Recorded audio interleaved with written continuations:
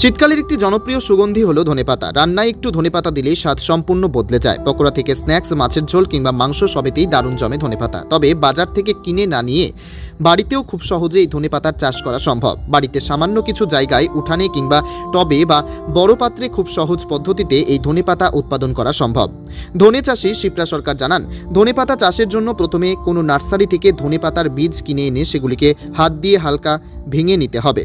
তারপর সেই বীজগুলোকে অন্তত 12 ঘন্টা ভিজিয়ে রাখতে হবে। এরপর ভিজিয়ে রাখা বীজগুলোকে বাড়ির যে কোনো জায়গায় কিংবা টবে ছড়িয়ে দিতে হবে। তারপর সেই বীজটিকে টিস্যু পেপার, খড় কিংবা প্লাস্টিক দিয়ে ঢেকে দিতে হবে।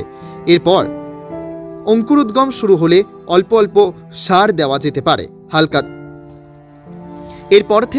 এরপরের থেকে অঙ্কুরোদ্গম শুরু হলে অল্প অল্প সারও দেওয়া যেতে পারে।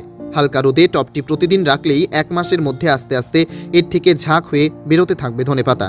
এই পদ্ধতিতেই বাড়িতে প্রচুর মাত্রায় ধনেপাতা চাষ করা সম্ভব। শিপ্রা সরকার আর কি জানিয়েছেন শুনুন। দিদি, আপনার নাম কি? চিত্রা সরকার। আচ্ছা, এটা কি চাষ করছেন আপনি? এই ধনেপাতা, কপি। আচ্ছা, এই ধনেপাতাটা কিভাবে চাষ করে, কিভাবে লাগাতে হয়? ধনেপাতা চাষ করে আগে বীজটা কিনে নিয়ে আসছিল, কিনে নিয়ে এসে ছেলেটা ফেলছিল, ফেলার পর ইয়া দিয়ে কাঁড়ি দিয়ে ঢেকে দিছিল। এর আগে বৃষ্টিতে নষ্ট হয়ে গেছিল, তারপরে আবার এই ক্ষেত দিয়ে ঢেকে দিয়ে এবার ভালো হয়েছে। আচ্ছা, বীজ কিনে আনতে হয়? বীজ কিনে আনতে হয় কোথা থেকে আনতে? তরঙ্গপুর থেকে বীজ ভান্ডারে। কিরকম দাম পড়ে বীজের? দাম ভালো, বীজের দাম 80 টাকা কেজি বলে কিনে আনছিল। আচ্ছা, তো 1 কেজি বীজ দিয়ে কয় কাঠা জমিতে 1 কেজি বীজ পড়বে? 1 কেজি বীজে 4-5 কেজি এখানে ফেলছিল, 4-5 কাঠা জায়গা। আচ্ছা, 4-5 কাঠা জায়গায় 4-5 কেজি।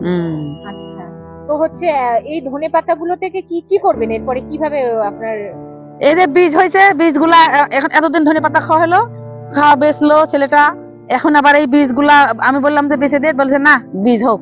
তাই এই বীজগুলা আবার উঠবে, পাকবে, এটা আবার বীজ করে রাখবে। এটা কি ধনে হবে? ধনে এখন ধনে হবে, এই ধনেটা আবার বুনবে পরে। আচ্ছা, বীজ হবে। তো আপনি কি এটা ধনে পাতাও খেতে পারবেন? পাতায় মানে হ্যাঁ, মশলা খাওয়া যাবে। মশলাও খাওয়া যাবে। তো এটা কি কখন এই যে বীজটা, ধনে বীজটা কতদিন লাগবে এটা? এখন তাও 3-4 মাস লাগবে। এখনো তো ফুলই আছে। এখনো পেকে গেলে কি করবেন এটাকে? পেকে গেলে কেটে নিয়ে যায় বাড়িতে শুকিয়ে, মানে ওরা ছাড়িয়ে নিতে হবে ওখান থেকে।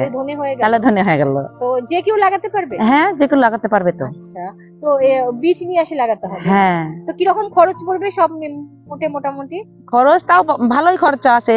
মানে এখানে বোনার পর সারটা দিয়ে মাটিতে দিছিল, ওষুধ দিয়ে, তারপরে আবার ওই 80 টাকা কেজি, আমার ছেলেটা বললো 80 টাকা কেজি, ওগুলা নিয়ে এসে বুনলো। খরচা ভালোই আছে, লাভ হবে? লাভও আছে।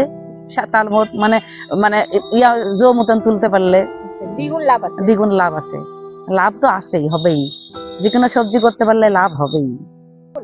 এই ধনেপাতা আমরা খেতেও পারবো, চাটনি দিয়ে, চাটনি করে।